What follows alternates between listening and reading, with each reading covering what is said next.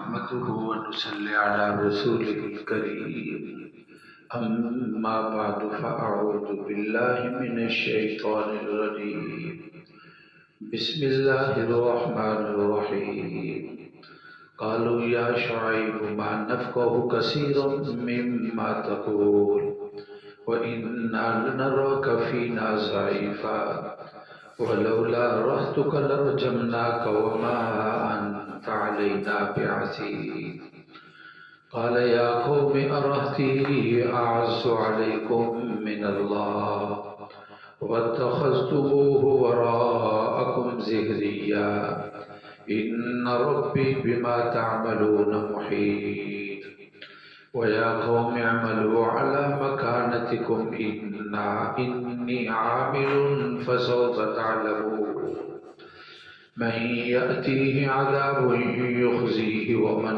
هو كاذب وارتقبوا إني معكم رقيب ولما جاء أمرنا نجينا شعيبا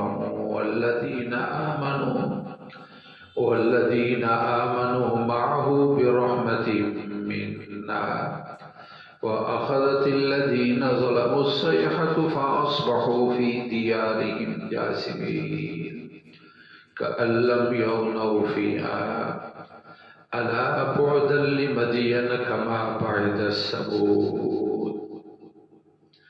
کہنے لگے شعیب ہمیں آپ کی بہت ساری باتیں سمجھ نہیں آتی ہیں جو آپ فرماتے ہیں، بے شک ہم آپ کو کمزور سمجھتے ہیں، اگر آپ کی جماعت نہ ہوتی تو آپ کو سنسار کر دیا جاتا، آپ ہمارے ہاں کوئی طاقت والے نہیں ہیں۔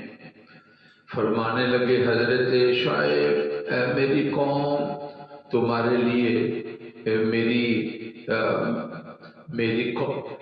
میری جماعت جو ہے وہ زیادہ طاقت والی ہے اللہ سے، تم نے ان کو ڈال دیا ہے پس پشت، بے شک میرا رب جو تم کرتے ہو احاطہ کیے ہوئے۔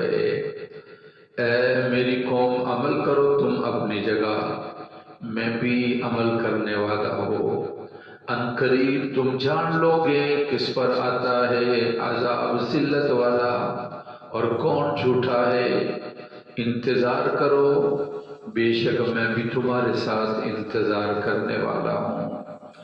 جب آیا ہمارا حکم ہم نے بچا لیے شعیب کو اور ان کو جو ایمان لائے تھے ان کے ساتھ اپنی مہربانی سے، پکڑا ان لوگوں کو جنہوں نے ظلم کیا تھا ایک چیخ نے، بس وہ ہو گئے اپنے گھروں میں الٹے منہ گویا کہ وہ کچھ نہ تھے۔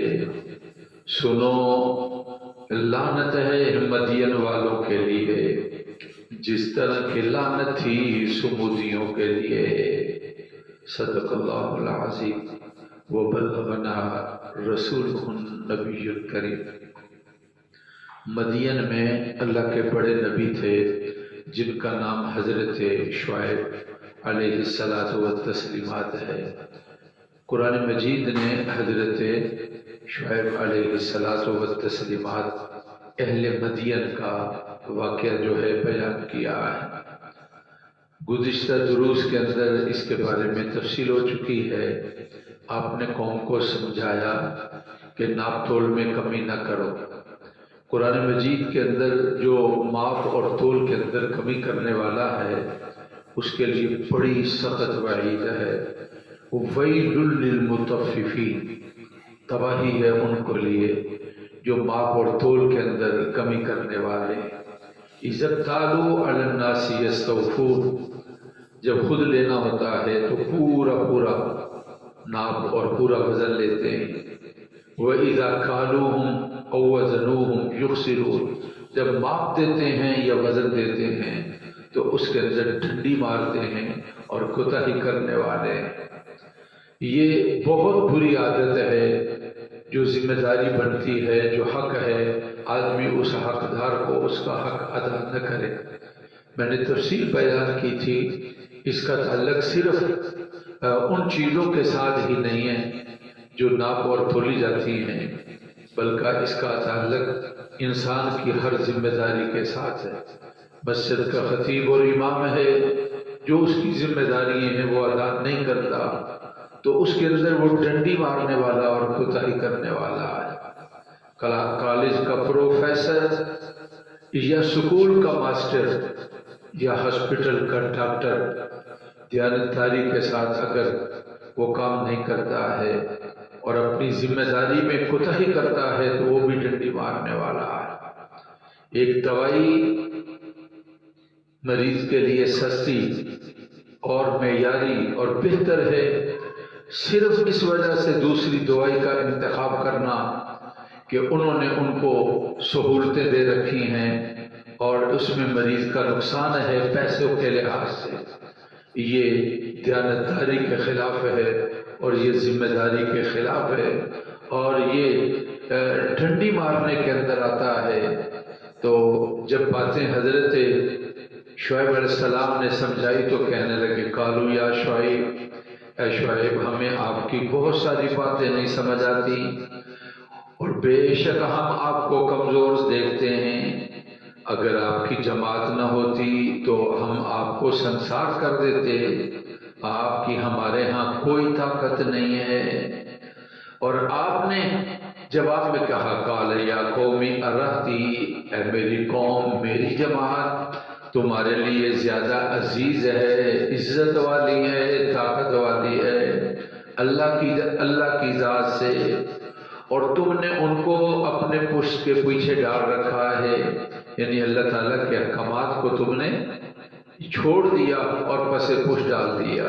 بے شک میرا رب جو تم کرتے ہو احاطہ کیے ہوئے ہے، سب کچھ ان کے سامنے ہے، جواب دینا ہوگا اور تمہاری جب پکڑ آئے گی تو تم بھاگ نہیں سکتے اور بچ نہیں سکتے۔ جب انسان گفتگو سمجھانے سمجھونے کی کر لے تو پھر اس کے بعد یہ کہا جاتا ہے لنا اعمالنا ولکم اعمالکم، تمہارے لیے تمہارا عمل، میرے لیے میرا عمل ہے۔ اب اللہ کا نبی بھی اس سٹیج پر پہنچا تو کہا وَيَا قَوْمِ اعْمَلُوا عَلَىٰ مَكَانَتِكُمْ إِنِّي عَامِلٌ، اے میری قوم تم اپنی جگہ پر کام کرو اور میں بھی کام کرنے والا ہوں، ان قریب پتہ چل جائے گا کہ کس پر ذلت والا عذاب آتا ہے اور کون جھوٹا ہے، انتظار کرو۔ تو پھر کہا جاتا کہ جلدی سے لاؤ جس چیز سے ہمیں ڈراتے ہو، تو کہا کہ وَارْتَقِبُوا، انتظار کرو، انی معکم رقیب، میں بھی انتظار کرنے والا ہوں، اللہ تعالیٰ کا حکم آئے گا۔ چنانچہ حکم آ گیا، اللہ تعالیٰ نے حضرت جبرائیل کو بھیجا اور انہوں نے ایک آواز نکالی جس سے ان کے سینے پھٹ گئے اور ان کے مکان گر گئے اور وہ تباہ و برباد ہو گئے۔ تو قرآن کہتا ہے وَلَمَّا جَاءَ أَمْرُنَا نَجَّيْنَا شُعَيْبًا، جب ہمارا حکم آیا تو ہم نے حضرت شعیب کو بچا لیا اور آپ کے ساتھ ان کو بھی جو ایمان لائے تھے، یہ ہماری جانب سے مہربانی تھی، اور پکڑا ان کو جنہوں نے ظلم کیا تھا چیخنے، پس ہو گئے وہ اپنے گھروں میں ہیں اون دے منہ، موقع ہی نہیں ملا، وہیں کے وہیں تباہ و برباد ہو گئے۔ کأن لم یغنوا فیہا، گویا کہ وہ کچھ بھی نہ تھے، ان کے لیے کوئی نفع کوئی کام نہ آیا اور وہ لوگ کچھ بھی نہ تھے۔ الا بعدا لمدین کما بعد ثمود، سنو تباہی ہے قوم مدین کے لیے جس طرح کہ تباہی ہوئی ہی قوم سمود کے لیے۔ قصص الانبیاء کے سلسلے میں یہ سورۃ ہود کے اندر اللہ کے چھٹے نبی اور پیغمبر کا تذکرہ ہے، جس میں پہلے حضرت نوح اور پھر اس کے بعد حضرت ہود اور پھر اس کے بعد حضرت صالح، پھر اس کے بعد حضرت ابراہیم اور پھر اس کے بعد حضرت لوط، اور پھر چھٹے نبی اور پیغمبر تھے حضرت شعیب۔ اب اس کے بعد تذکرہ ہوگا، آخر میں 2 رکوعوں کے اندر تذکرہ چلے گا وَلَقَدْ أَرْسَلْنَا مُوسَىٰ بِآيَاتِنَا وَسُلْطَانٍ مُبِينٍ، وَلَقَدْ آتَيْنَا مُوسَى الْكِتَابَ فَاخْتُلِفَ فِيهِ، یہ دو رکوع سورت کے اندر ہیں، حضرت موسیٰ علیہ السلام اور ان کی قوم کا تذکرہ ہوگا۔ انشاءاللہ زندگی رہی تو کل ہم اس کو شروع کریں گے۔ اللہ ہماری محفل کو قبول فرما لے، اور ربنا تقبل منا انک انت السمیع العلیم۔ ہمارے ایک بڑے پیارے ساتھی تھے، پرانے محلے والے تھے، ہمارے پڑوسی تھے، خرم لون، بڑا نوجوان آدمی تھا، تو باہر گیا ہوا تھا، وہ اس کے بھائی وغیرہ امریکہ میں، وہیں اس کا انتقال ہو گیا۔ اللہ اس کی مغفرت فرما۔ الحمدللہ رب العالمین۔ اللہم صلی علی سیدنا و مولانا محمد وعلی آل سیدنا و مولانا محمد۔ اللہ ہمارے گناہ معاف فرما، ہماری محفل قبول فرما، فوش شدگان کی مغفرت فرما، خرم کی اللہ مغفرت فرما، پسماندگان کو صبر نصیب فرما، والدین بہن بھائی جو فوت ہوئے مغفرت فرما۔